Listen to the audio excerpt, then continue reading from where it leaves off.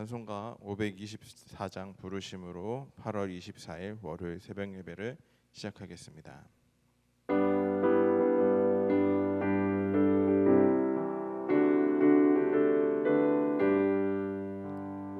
갈 길을 밝히 보이시니 주 앞에 빨리 나갑시다.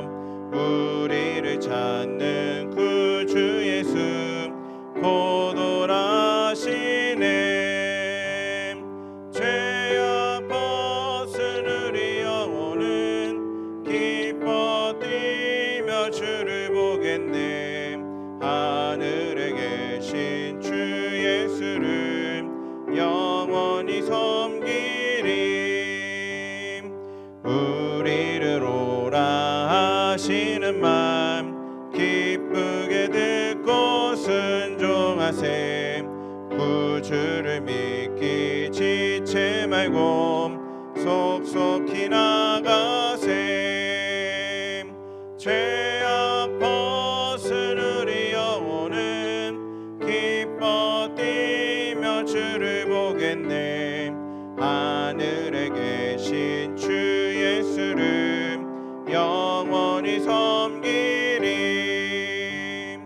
주 오늘 여기 계시오니 다 와서 주의 말씀 듣세. 듣기도 하며 생각하니 참 진리시로다. 죄악 벗은 우리 영혼은 기뻐 뛰며 주를 보겠네. 하늘에 계신 주 예수를 영원히 섬기리. 신앙 고백하겠습니다. 전능하사 천지를 만드신 하나님 아버지를 내가 믿사오며 그 외아들 우리 주 예수 그리스도를 믿사오니 이는 성령으로 잉태하사 동정녀 마리아에게 나시고 본디오 빌라도에게 고난을 받으사 십자가에 못 박혀 죽으시고 장사한 지 사흘 만에 죽은 자 가운데서 다시 살아나시며 하늘에 오르사 전능하신 하나님 우편에 앉아 계시다가 저리로서 산자와 죽은 자를 심판하러 오시리라. 성령을 믿사오며 거룩한 공예와 성도가 서로 교통하는 것과 죄를 사하여 주시는 것과 몸이 다시 사는 것과 영원히 사는 것을 믿사옵나이다. 아멘. 사랑과 은혜가 충만하신 주님, 코로나 바이러스로 인하여 함께 예배의 자리 모이지 못함을 안타깝게 여기고 있습니다. 하나님, 하루속히 이 바이러스가 사라지어 하나님의 전에 모여 함께 기도하고 찬양하며 주님만을 예배할 수 있는 그 시간이 속히 오길 소망하오니 주께서 인도하여 주시옵소서. 하나님이 원하는 대로, 하나님이 바라는 대로, 하나님이 원하는 삶을 살아가길 원합니다. 내 뜻을 관철해 나가는 것이 아니라 하나님의 뜻을 깨닫고 하나님의 뜻대로 살아갈 수 있는 주님의 귀한 자녀들이 될 수 있도록 인도하여 주시옵소서. 예수님의 이름으로 기도드렸습니다. 아멘. 오늘 우리에게 주신 하나님의 말씀은 로마서 13장 8절부터 14절까지의 말씀입니다. 로마서 13장 8절부터 14절까지의 말씀을 제가 봉독해 올리겠습니다. 피차 사랑의 빛 외에는 아무에게든지 아무 빚도 지지 말라. 남을 사랑하는 자는 율법을 다 이루었느니라. 간음하지 말라, 살인하지 말라, 도둑질하지 말라, 탐내지 말라 한 것과 그 외에 다른 계명이 있을지라도 내 이웃을 내 자신과 같이 사랑하라 하신 그 말씀 가운데 다 들었느니라. 사랑은 이웃에게 악을 행하지 아니하나니 그러므로 사랑은 율법의 완성이니라. 또한 너희가 이 시기를 알거니와 자다가 깰 때가 벌써 되었으니 이는 이제 우리의 구원이 처음 믿을 때보다 가까웠음이라. 밤이 깊고 낮이 가까웠으니 그러므로 우리가 어둠의 일에 벗고 빛의 갑옷을 입자. 낮에와 같이 단정히 행하고 방탕하거나 술 취하지 말며 음란하거나 호색하지 말며 다투거나 시기하지 말고 오직 주 예수 그리스도로 옷 입고 정욕을 위하여 육신의 일을 도모하지 말라. 아멘. 바울은 앞에서 유대인 공동체가 아니라 교회가 새로운 이스라엘이 되었고, 새 이스라엘은 특별한 통치기구 없이 세속 정권을 사용하시는 하나님의 통치를 받는다고 선언했습니다. 이어서 새 이스라엘인 교회가 어떤 법을 따라야 하는가를 밝히고 있는데요. 교회는 옛 이스라엘의 율법 전통을 이어받지만 율법을 그대로 지키는 나라가 아님을 선언하고 있습니다. 예수님께서는 유대인으로 오셨죠. 그리고 그 복음을 전하는 사도들 역시 유대인들이었기에 교회가 지키는 법의 근간이 율법에 있다는 것은 어쩌면 당연한 일입니다. 그러나 예수님께서는 율법을 문자 그대로 지키는 데 집착했던 유대인들의 잘못을 지적하시고 제자들에게 새 계명을 너희에게 주노니 서로 사랑하라. 내가 너희를 사랑한 것 같이 사랑하라고 가르쳐 주셨습니다. 그렇기 때문에 우리 교회는 구약의 율법을 전수하되 예수님께서 말씀하신 사랑의 법에 따라 재해석해야 된다는 것을 우리는 잊지 말아야 합니다.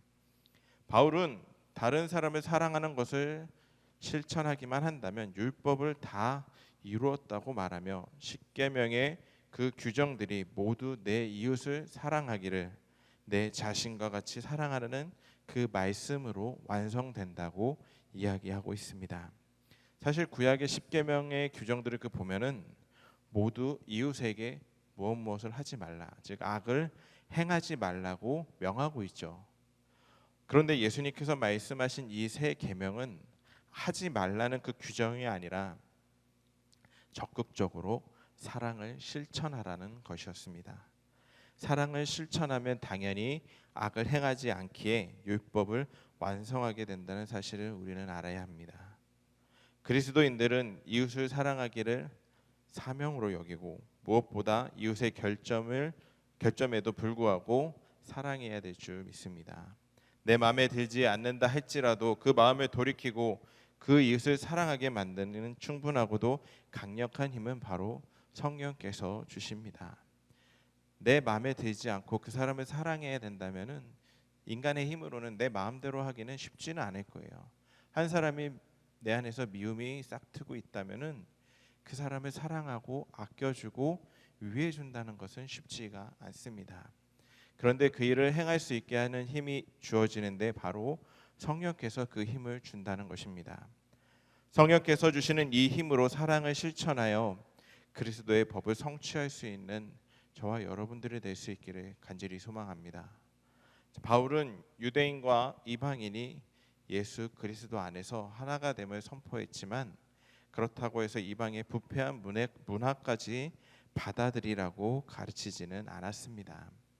오히려 악한 문화로부터 철저히 결별해야 된다고 가르치고 있습니다. 이는 구약 성경에서 하나님이 이스라엘에게 이방인과 결별하고 그들과 구별된 거룩한 민족이 되라고 하신 명령과 일맥상통합니다. 그런데 구약 이스라엘 민족은 이방 민족과 물리적으로 구분되어 살았지만 그리스도인들은 불신자들과 섞여 살아야 합니다. 그렇기 때문에 그리스도인은 자신이 사는 시대를 분별하는 영적 안목을 갖춰야 하는 것이죠. 바울은 자다가 깰 때가 되었다라고 말하며 음란과 방탕이 가득한 세상에 끌려다녀서는 안 된다고 경고하고 있습니다. 특히 이방인 성도들은 이전까지 즐기던 어둠의 행태를 벗어버리고 진리에 속한 빛의 삶을 살아야 함을 가르치고 있습니다. 바울은 마지막에 이렇게 이야기를 하죠.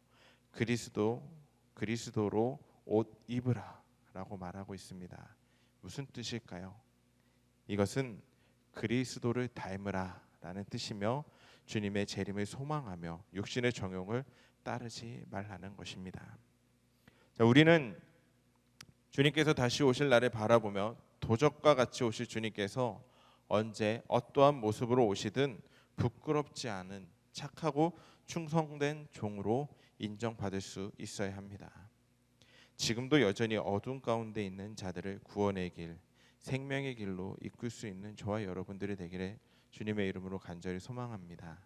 내가 받은 그 구원의 길, 내가 받은 그 빛의 길을 나만 품고 있는 것이 아니라 아직도 하나님을 모르는 자들에게 전할 수 있기를 바랍니다. 오직 믿음이라는 이 말을 오해해서 행위는 중요하지 않고 마음으로 믿기만 하면 구원을 얻는다라고 착각하는 사람들이 있습니다.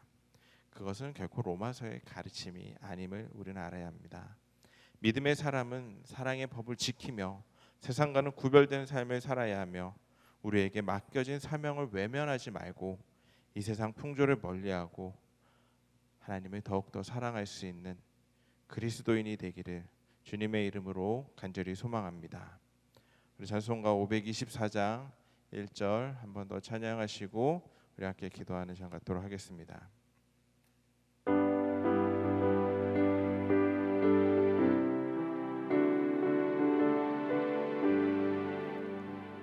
갈 길을 밝히 보이시니 주 앞에 빨리 나갑시다. 우리를 찾는 구주 예수 곧 오라시네. 죄악 벗은 우리 영혼은 기뻐 뛰며 주를 보겠네. 하늘에 계신 주 예수를 영원히 섬기리. 우리 주여 세 번 간절히 부르짖고 우리 함께 기도하겠습니다. 주여, 주여, 주여.